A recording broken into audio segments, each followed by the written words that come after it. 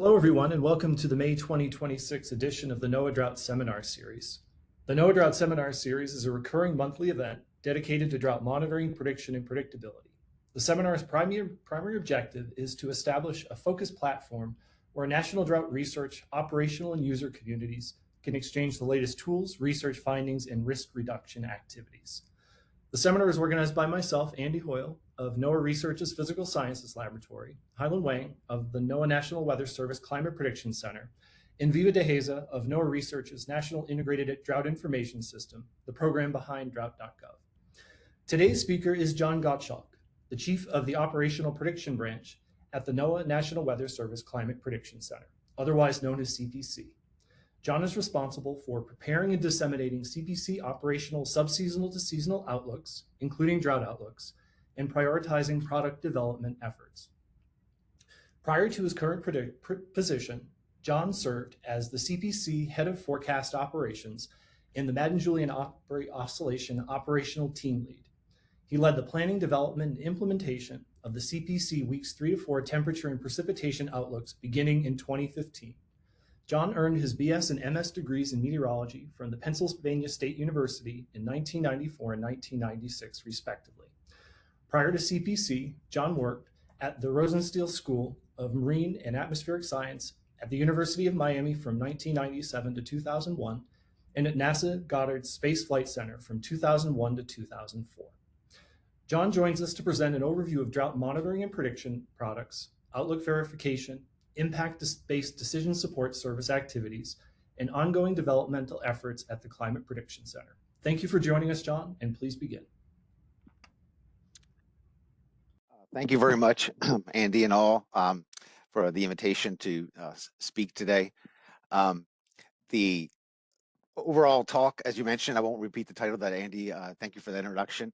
I do want to acknowledge some of the co-authors here, obviously from CPC, Brad Pugh, Joyce Leung, Ryan Bolt, Hylan Wang, and there's many others that have produced products that I'm going to be showing today. So I just wanted to make sure I noted that for everyone.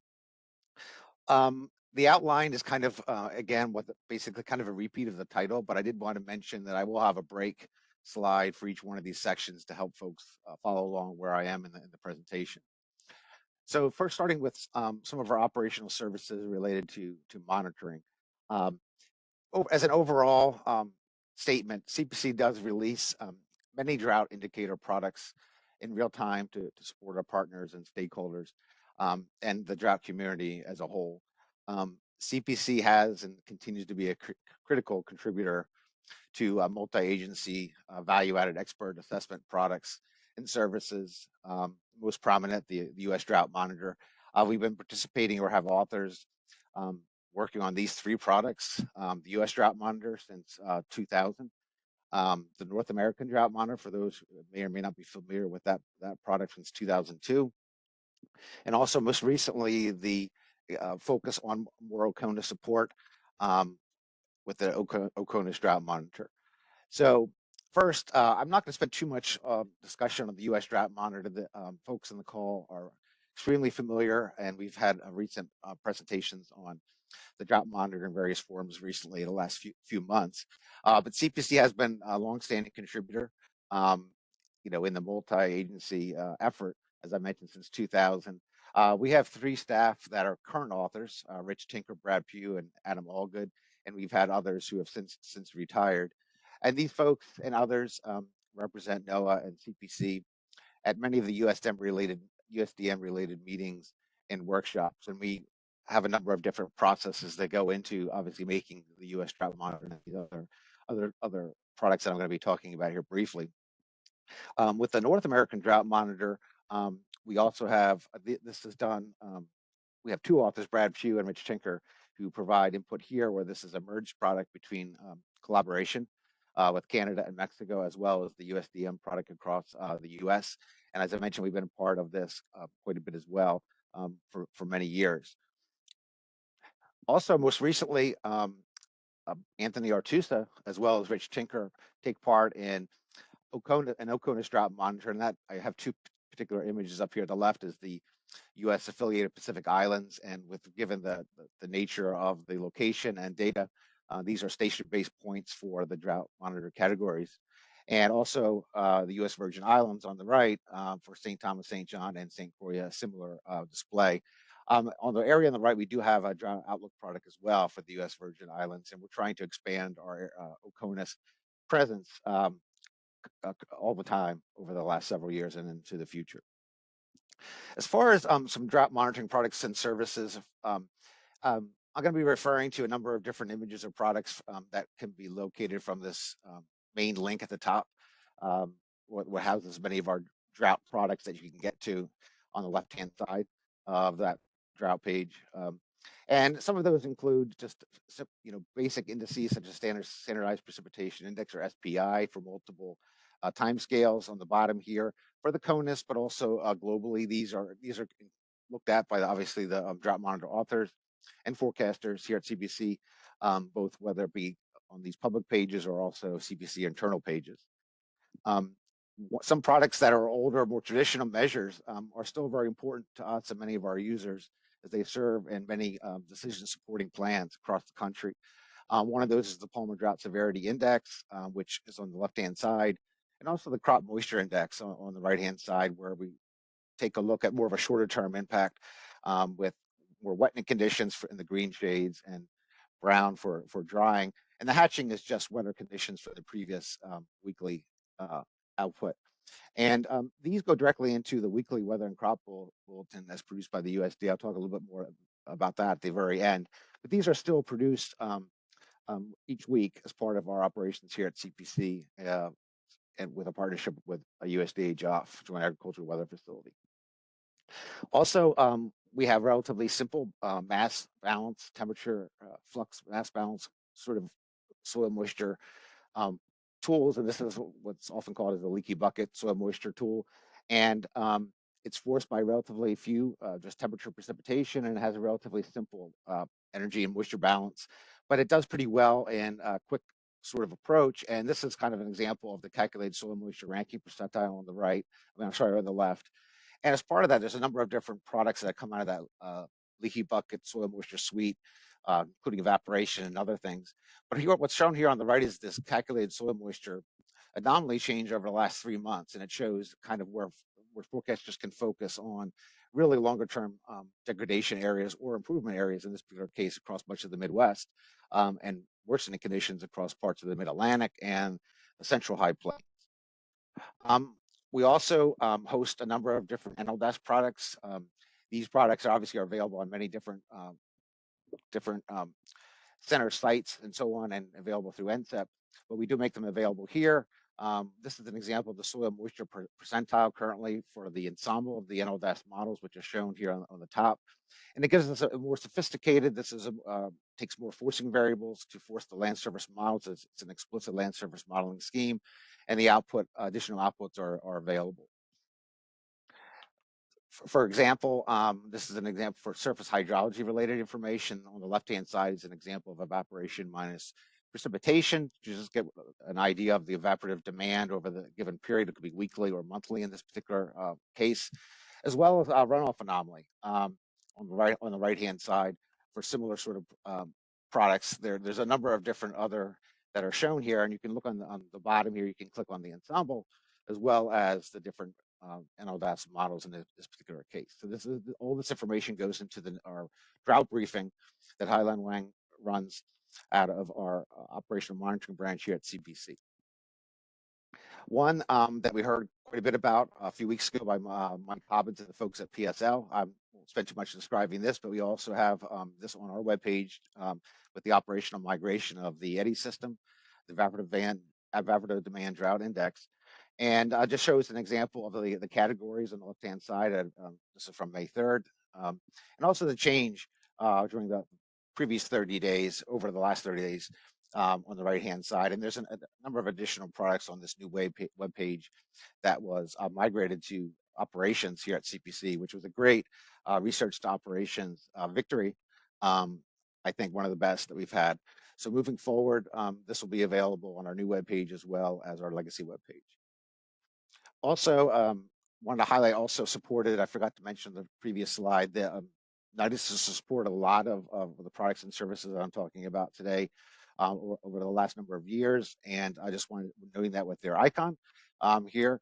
And another example is on this particular slide, which shows we've converted our climate division blends that we had for a long time, developed by Rich Tinker, into more gridded short-term and long-term objective blends, very similar to what NDMC had for a long time with respect to the percentage of drought indicators going into these quantitative blends that are shown on the table below. And this was developed and created by Joyce Lang here at CPC, and her time was supported by NIDIS during this period. Moving towards the drought prediction products and services now. For CPC, we release operationally 3 main products: the monthly drought outlook, the seasonal drought outlook, and a flash drought or a rapid onset drought potential product, which is part of our week 2 U.S. hazards outlook. The release frequency is shown there in the middle column for the monthly drought outlook. That's released at the end of the last day of the month at 3 p.m. for the upcoming month. At the end of the upcoming month, the seasonal drought outlook is on release with our regular seasonal package on the 3rd Thursday of each month at approximately 8:30 a.m. Eastern time, and that's again the conditions we expect or favor by the end of month 3 validation time. And also the rapid onset drought hazard type that we have with our U.S. hazards outlook, which is daily. But this particular hazard type is every Thursday released at 3 p.m. And this is for potential for drought conditions to develop. And I'll go into more in a second over the next 2 to 4 weeks. So here's some example of our monthly drought outlook and seasonal drought outlook that many folks are familiar with. These are the official outlooks that use a lot of objective indicators and information forecast model guidance to produce this finally subjective map based on those indicators. The monthly outlook and the seasonal drought outlook have the 4 categories outside of no drought. Drought persists, which is the brown. The drought remains or improves, which is the gray area, and removal, the green, and drought development in yellow. Both are the same. Again, as I mentioned, the U.S. monthly drought outlook released on the last day of the month, and the seasonal drought outlook on the 3rd Thursday of each month. So as far as how those products are produced, I wanted to give a quick overview of some of the information we use. Obviously, we assess the initial land surface states, whether that be soil moisture conditions, stream flow, or snowpack status. We make use of short, medium, and extended range CPC outlooks and associated model guidance. And similarly for the subseasonal, the seasonal range. Climatological considerations are very important with this, as folks know, moving forward. And we use the USDM as kind of an analysis point in preparing the outlooks. So some examples of some of the shorter term in the short-term, medium range, and also the extended range. For example, we utilize WPC forecast guidance, which is in the very short term, and also our extended range forecasts that are shown on the right, along with model guidance that informs these our outlook in the shorter range from the GFS, the European Center, and Environment Canada Climate Change, and any associated tools derived off of that model guidance. As we get into the subseasonal, focusing on our monthly, drought outlook, we make use of our week 3 and 4 temperature precipitation outlooks shown here, and model guidance that expands to include the CFS and the JMA model guidance, in addition to the others I mentioned. Also, very importantly, subseasonal climate drivers and the empirical information that we have and understanding of those, such as the MJO, the stratosphere, obviously land surface conditions as well, feed into these outlooks for the week 3 and 4, as well as our monthly outlooks. In addition, and they're not shown here, they'll be shown on this when I talk about the seasonal drought outlook prep, but also the North American Multimodal Ensemble, or NME, C3S, or the Copernicus Ensemble System, and most recently, which is great news, the seasonal forecast system beta version, which is our new seasonal forecast model that's under development and preparing for implementation in the coming couple of years, next few years. So moving on kind of the seasonal aspect, we do utilize obviously the North American Multimodal Ensemble, including the CFS, as part of our forecast. We have products that are shown here as part of our seasonal outlook call, and drought that includes the drought outlook discussion. from the North American Model Ensemble, from an anomaly point of view, mean anomaly point of view, probabilistic forecast that's bias corrected as well as calibrated for try to optimize forecast reliability as shown here. And as I mentioned, we now have the beta, as well as beta version since March of 2026 for both temperature and precipitation for both our monthly and seasonal forecasts. Other areas that we've upgraded from climate division data are just the seasonal median percent of annual precipitation by season. We also have these per month. This is based on the 91 to 2020 base period. Again, this was contract support by NIDIS. And this just really helps the forecasters a lot, just in a general sense. Are we coming into a wet season? We're going out of the wet season. We're going into a dry season, things like that. And you can really see the variability across the seasons in certain regional areas. And this is very important for the drought outlook because we're looking at an integrated impact of the soil conditions, if you will, and stream flows, as opposed to just an anomaly over a given season. Also, as part of contract support, we upgraded to higher resolution gridded information for relationships, very simple relationships between current soil moisture conditions and temperature and precipitation in the subsequent seasons, lead 1, lead 2, and 3. What's shown here is just an example during the kind of the warmer, the spring seasons into early summer, where some of the impacts from soil moisture conditions can be relayed into the temperature outlooks at a higher correlation. The blues indicate a negative correlation, reds a positive correlation. And you can see there's certain hotspots which we're very well aware of in the sense of the high plains and across the south, especially early on in some of the seasons, early spring seasons, where we have some correlation. We only focus obviously on the strongest darker shades, whether it be blue or red. But this is also was upgraded for us over the last few years from what we had previously for the current base period. And it just gives us a handle on whether there'll be kind of the background state where we might be with respect to any feedback. So the page that I had mentioned in the very beginning, the web page, you'll get this sort of information. We've talked about some of the drought monitoring activities and the monthly and seasonal outlook and the information that goes into those. The other thing, area that I wanted to talk on that was funded by NIDIS as well was some additional support tools that sometimes get overlooked. And this map has to be updated to the new dues, mainly the Mid-Atlantic dues that has been added, and also the adjustment here with the state of Tennessee.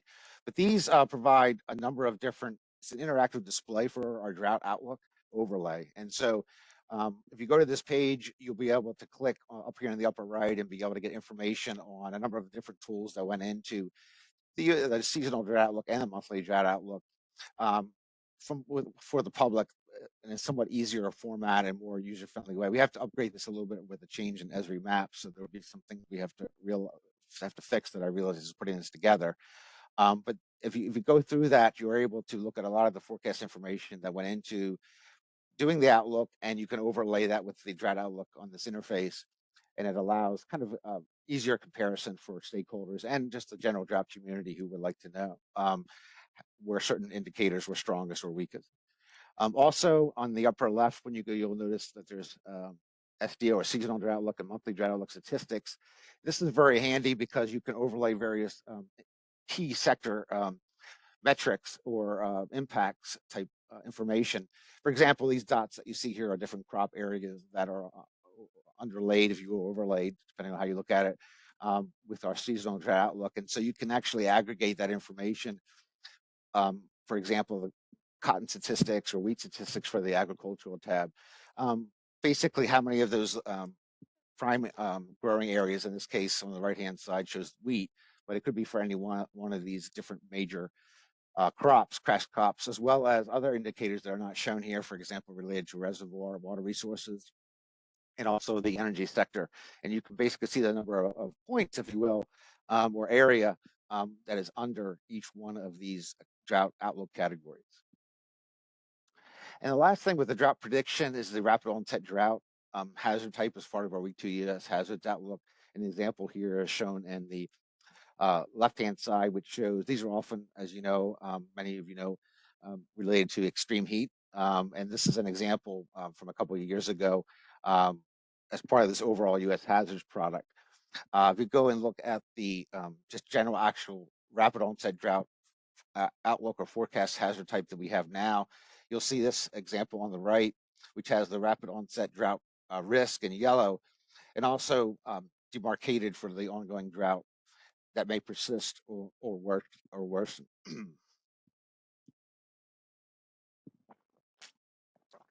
So moving on to the drought outlook verification section, I wanted to recognize also that the method techniques for this was also provided by contract support from NIDIS. We're very thankful for their support over the several years, many years over the last 5 to 10 years on some of this work.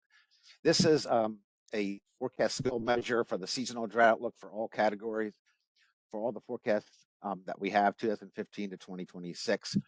And the metric used here, and we have others and working on additional ones, is the critical success index, which is a ratio of the hits to the sum of the hits, misses, and false alarms. So you, on the left-hand side, you're removing correct no forecasts, if you will, to really focus more on just where are your critical successes, basically. And the mean over the CONUS in this particular case is 0.38.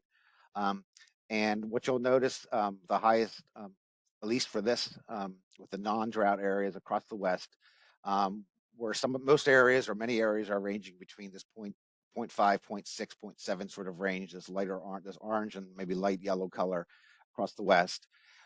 You'll notice lower values on the range of 0.2 to 0.4 for many areas of the eastern U.S. where the variability is highest. So this includes warm seasons, cold seasons. Some of the drought outlooks, of course, have higher skill than others, depending on the situation, but aggregated all over with the no drought areas calculated, if you will, or utilized. Generally, moderate to good skill depending on your location. We are working on a way to provide a benchmark to compare this to what a random forecast would be as well. Now, on the right-hand side includes the no drought area. So, of course, the values go up way up with respect, and higher values or more impact across the east, where there's very often more no drought indicated on a given condition analysis condition, whereas higher, but not quite as high across much of the West, which has drought quite a bit of the time. That's all outlooks for the seasonal drought outlook. For the cool season, the outlook skill overall is slightly better. You see quite more variability with some areas of good skill, very regionalized, localized across much of the East in some areas.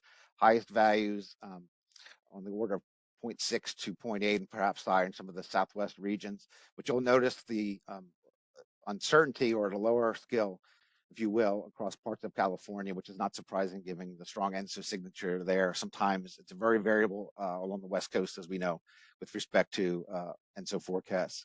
When we work in the no drought areas, it's interesting that you do see quite a bit of a increase, not surprising, as I mentioned, across the East, but less so across parts of California, mainly in the West, mainly because there's so much of this time has been in drought in many of these areas. When we look at the warm season, I would say this is where the skill actually overall is the lowest.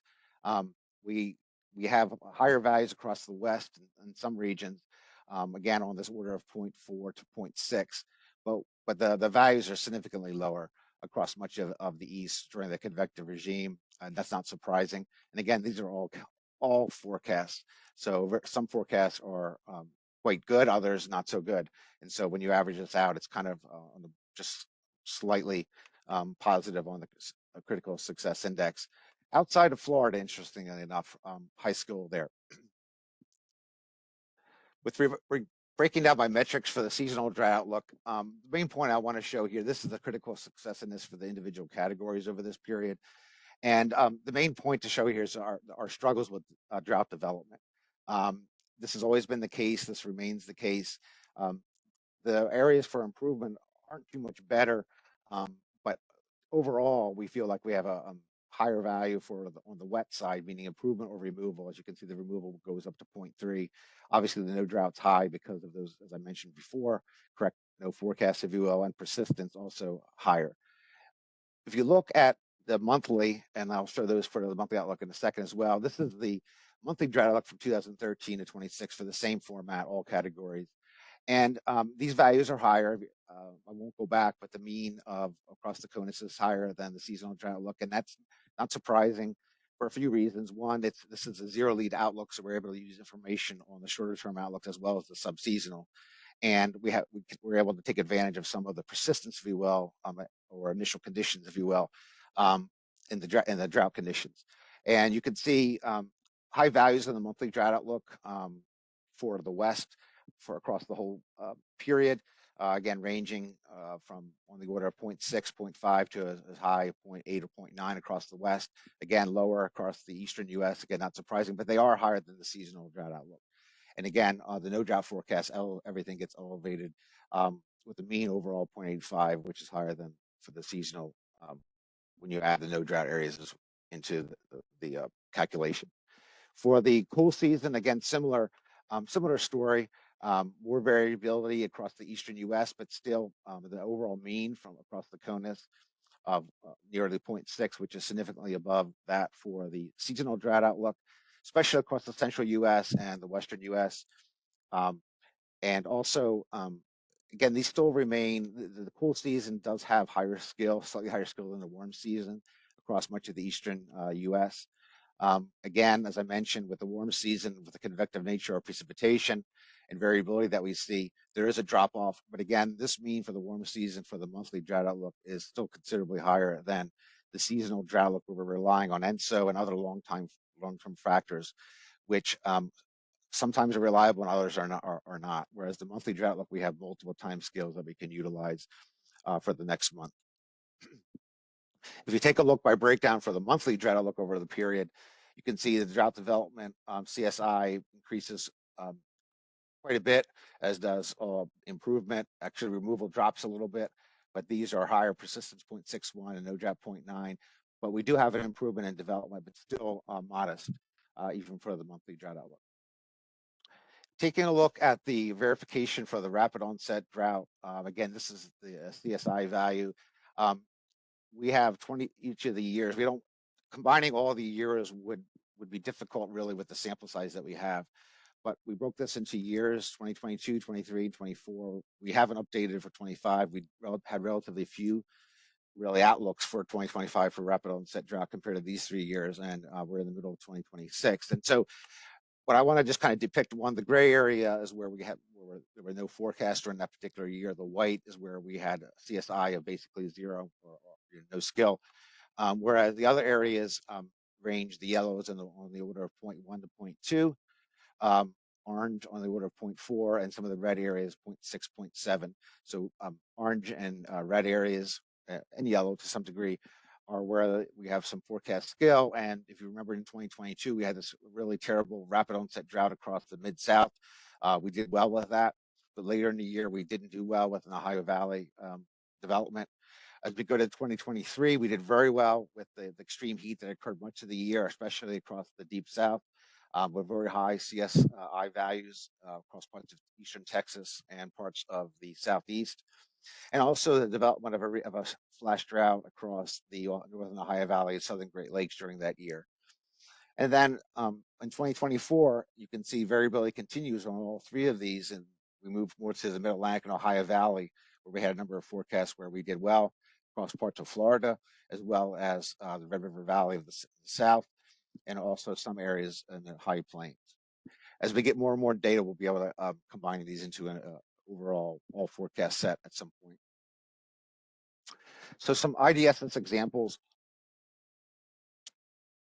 that we use the drought products from CPC in collaboration with other partners is one of the things that we've had with IDSS is, I think, one of the first. We've been doing IDSS in the Weather Service here at CPC for over 40 years. We had embedded forecasters and analysts at the USDA downtown here in DC with the Joint Agricultural Weather Facility for many years. And we provide the data, quality control of the data, and produce some images and data sets for them to use as part of their weekly weather and crop bulletin. We've been doing this for quite some time. Now, the precipitation data, as you see, for example, on this title slide of one of the recent crop bulletins, as well as some of the plots, for example, I mentioned earlier, of some of the traditional indices that they use as part of this publication that's been going on for many, many years each week. Also, one of the activities we do at CPC is our key messages, which is also applies to some of our drought-related products as well. These are released when we have upcoming subseasonal events, where we're expecting that the impact that the forecast or the implications will be large. The impacts could be large, and also where we feel like we have good reliability with a high confidence forecast. And this is an example of a key message. And the idea of these key messages is to boil down the outlooks into what's happening, where is it happening, when is it happening, and what are the impacts going to be to various sectors. We coordinate this very closely with the regions that is impacted, not only the Weather Service, but also others, in order to make sure the messages are consistent with what they're seeing given these conditions, forecast conditions, whether it be for reservoirs or dry soil, stress vegetation, anything like that. And then eventually the increased likelihood of extreme heat events as well. And this is a case where we had expanding drought conditions in October of 2024 across the Central Plains and parts of the Gulf Coast. As far as things going on now, and I only showed a few things here, but basically one of the things that's ongoing now that we work with NIDIS on was a social science project study that has been published in Weather, Climate, and Society, where due to various focus group interviews, working with CPC and NIDIS, and also on surveys to a number of different stakeholders, as well as NIDIS feedback from their constituents at the dues level and other levels. Recommendations were made by social science from our partners at the University of Minnesota to increase the improve interpretation and understandability of the graphics of our monthly and seasonal outlooks. We had a number of quite a bit of text and other confusing information on the other outlooks. We worked with them based on the feedback, to try to redesign these into more of a simpler format. This is undergoing comment as we speak. Actually, now the public notification statement or the public comment period to gain feedback was released actually today, and so we're hoping that this will be advertised, and hopefully folks will like what this study has produced, and we'll make any adjustments as needed and move forward with this. But this is under public comment now. Also, a big area that I know probably will have a seminar on its own at some point from Dr. Hailen's Wang's group here at CBC is one of the main thrusts supported by NIDIS over the last few years and into the future, and we appreciate this, is the development of probabilistic drought outlook products to really help our forecasters, certainly as a first guess. And this has been a critical advance already. And this is an example, and these are targeting both the monthly and the seasonal drought outlook that I described, but also in time, the flash drought outlooks or rapid onset drought outlooks we discussed. This information is based on the shorter term is the GFS currently, and also the North American multi-model. Those are driven from the model guidance forecast. And what's shown here is kind of the initial state, if you will, in the upper left, based on this model guidance and working with a number of drought indicators and very carefully adjusting them based on the forecast from the NME data to come up with a change map, if you will, 3 months later at the end of the 3 months, similar to our operational outlooks. What's shown here on the bottom left is the ensemble mode, meaning the most likely, based on all the ensemble members, 60, let's say, in this case, of how the drought map in the upper left has changed based on the model forecast data on the bottom left, for example, and also on the right-hand side, the ensemble size is 60 and the probability of the tendency, basically the number of members that are supporting that conclusion or solution, if you will, for the mode on the left. And so this is an ongoing research project. This is going to feed into our social science work that we did for the deterministic outlooks that I showed earlier, and the changes there into this as well. We had a workshop with NIDIS and the University of Minnesota earlier in early March to outline how we want to scope that project. But this is a major advance already, and will be even more so as we move forward in the coming years. As far as needs and challenges, obviously, it's everyone knows it. We need more skillful subseasonal and seasonal precipitation forecasts. I know that. Everyone knows that. But I did want to write it here for completeness. Obviously, that's an incremental increase and challenge that will take a long time, very incremental progress. Also, identification of regions where model precipitation forecasts have low skill, and maybe we should weigh climatology more heavily in those areas. The experimental probabilistic outlook that I just showed that are under development has already helped a ton on this area as well. Also, as we're seeing this year, how important we know the snowpack is for the western U.S., the terrible conditions or the terrible state that we currently have across the western half of the U.S. Um, one challenge and a forecaster need is snowfall forecast over a longer period, a year, 3 to 6 months, so on.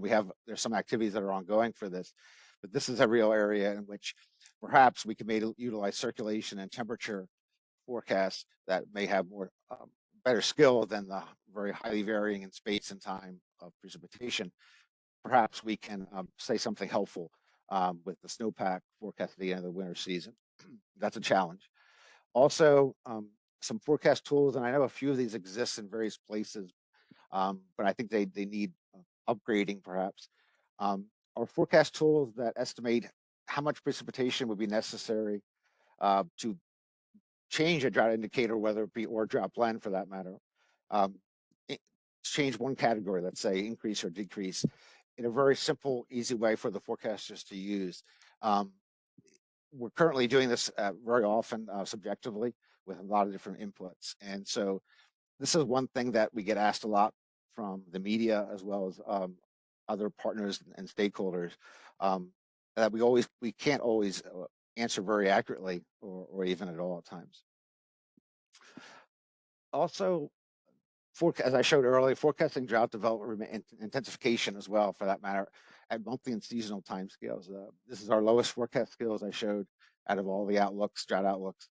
And this has just always been a problem. It's very difficult for us. And so that's where it's a challenge for us moving forward. Also, incorporating temperature forecasts into the seasonal drought outlook, whether it be above normal temperatures, perhaps could offset some of the benefit of near to above normal precipitation and working those into, and we have some of this with the SPEI, for example, but other information may be something that may be helpful to the forecasters, but is also a challenge. And finally, communication of drought impacts. NIDIS, since its inception, has developed and has dramatically improved communication of drought impacts and our products. And we're very appreciative of that, as well as other partners in the drought community. And we get tremendous amount of questions about obviously the impacts, especially wildfire risk, for example, and continued improvement in that area through NIDIS is something we're very much look forward to with the DEWS areas. It's always a challenge to communicate all the different subtleties and nuances to the media and to other stakeholders from our drought look. So basically, that's always a challenge and a forecaster need or a communication need from all centers. So I think that's all I have. I want to thank everyone for their time and attention, and I'll try to answer any questions the best I can. Thank you. Thank you so much, John. That was a fantastic presentation of how NOAA is making drought forecasts and integrating it with partners. We have time for many questions, and we invite them in the chat. The instructions you may find in the chat, but I'll start us off with some questions that were received. So the first is, John, could you elaborate a bit more about CPC's engagement with stakeholders and end users regarding the drought monitoring and prediction products produced at CPC, and how such engagement has improved CPC products better meeting the evolving needs of stakeholders and end users?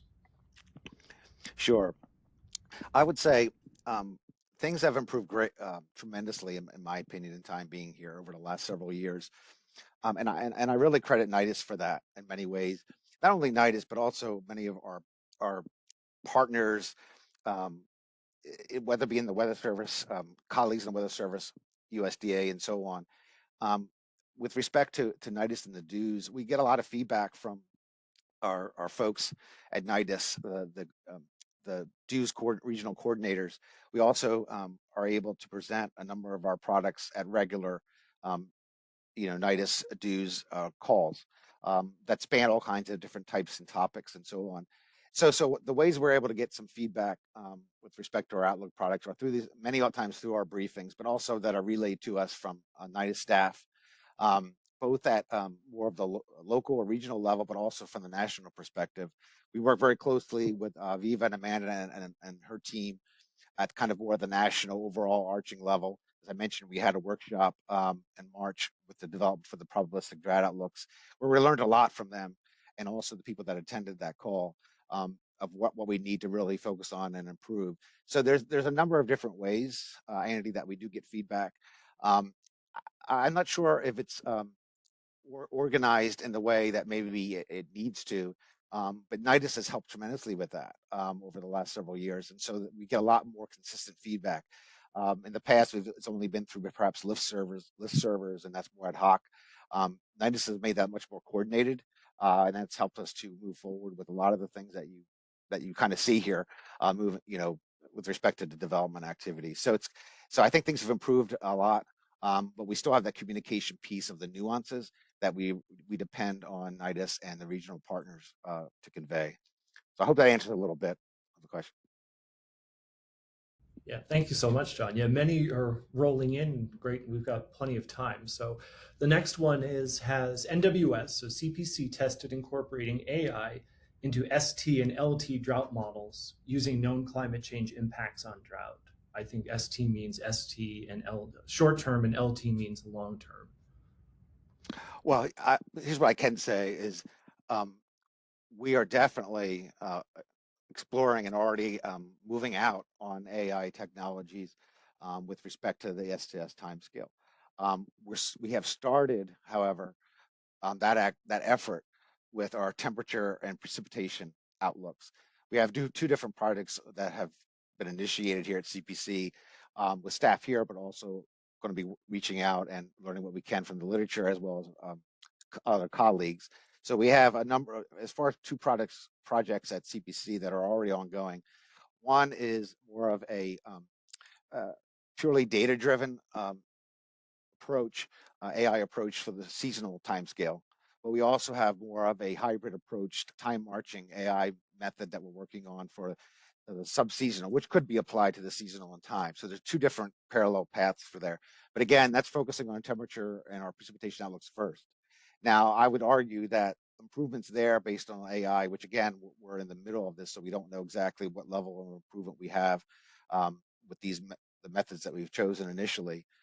We have developed an AI strategy document here at CPC that's been propagated up the chain and accepted, and we're moving forward and coordinating with more of the Weather Service AI strategy as well. But we're focusing on temperature and precip, and those improvements there, if they occur, will definitely feed into the drought outlooks, as I mentioned, how we go about and preparing those. But as far as the climate change aspect of it goes with AI, that is something we haven't broached yet. That's a great point, but that's not something that we currently have started moving out on at least to this date. No, excellent question, excellent answer. So the next question is, with the record warm March in the Southwest and associated early runoff shattering so many records, how have you, CPC, incorporated this into your prediction models, both regarding soil moisture and drought in general? Absolutely. Right now, with basically no snowpack and the dry conditions in general across much of the Southwest and actually the Southeast, that was one of the impacts from La Nina and other factors, other subseasonal factors that did work out in some of the outlooks with respect to precipitation. And using that information was a major factor, actually a significant factor or a contributing factor, let's say, in our outlooks for the likelihood of potential extreme heat episodes, a greater likelihood, as well as above normal temperatures, as we see in our seasonal and monthly outlooks across the Southwest and the whole West and along the southern tier, but also related to the monsoon circulation. Although there's many factors involved, obviously, but the first principles, the strong earlier heat wave that we had in March, as well as the dry conditions and the heat that we're above normal temperatures expecting in our outlooks up until the July, August, December period.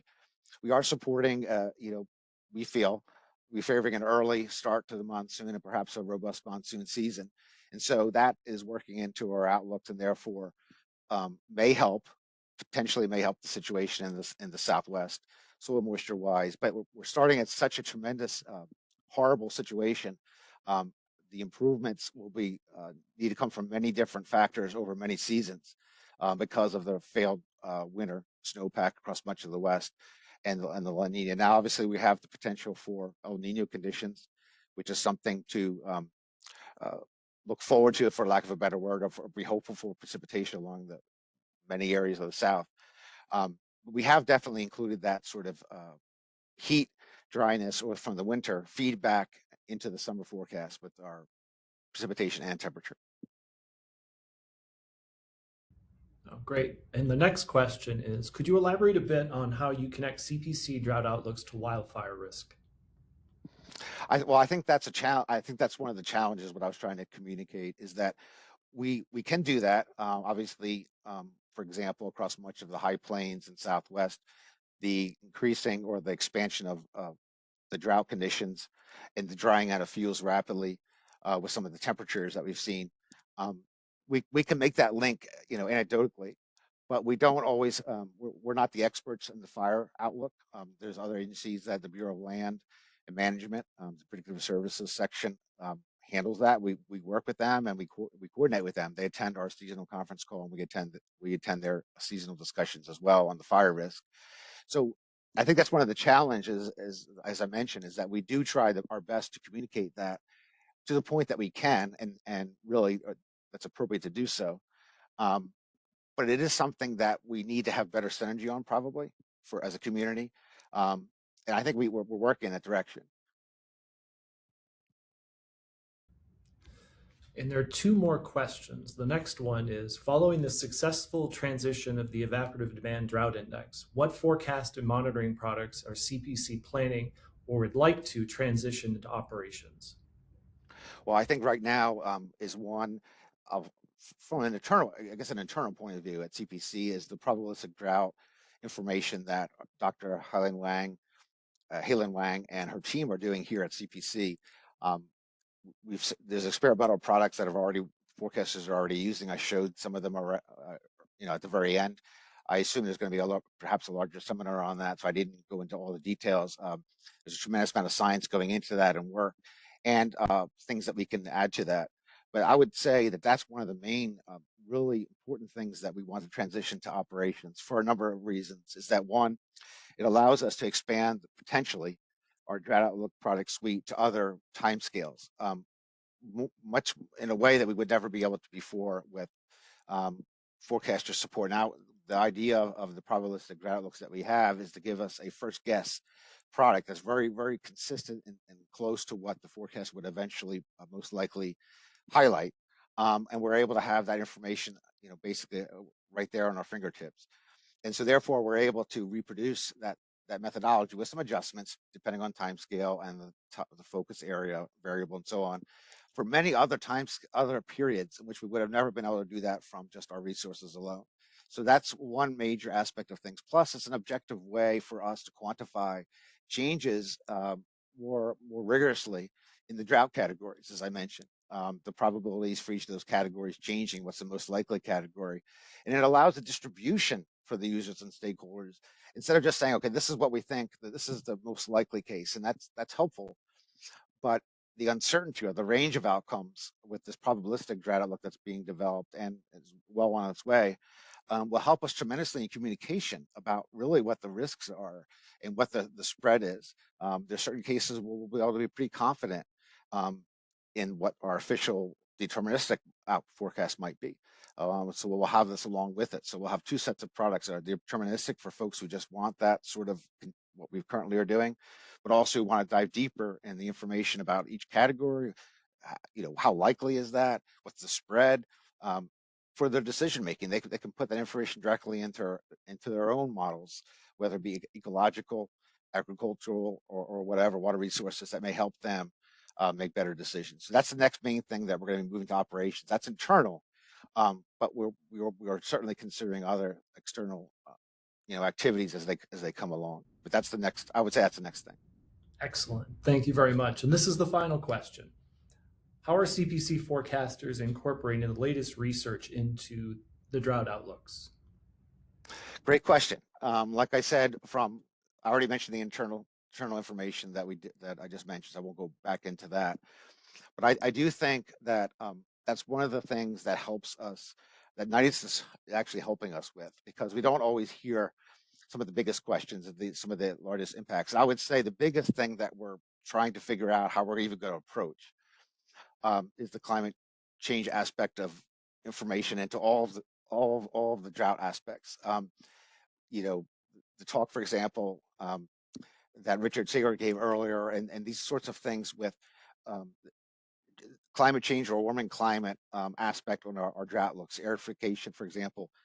That's a major research aspect of how we're going to, how do we utilize and incorporate that into our outlooks, how we should, how much we should. And we really have a lot farther to go in understanding how to do that, aspect of things. And so I would say NIDIS is kind of helping us, I feel,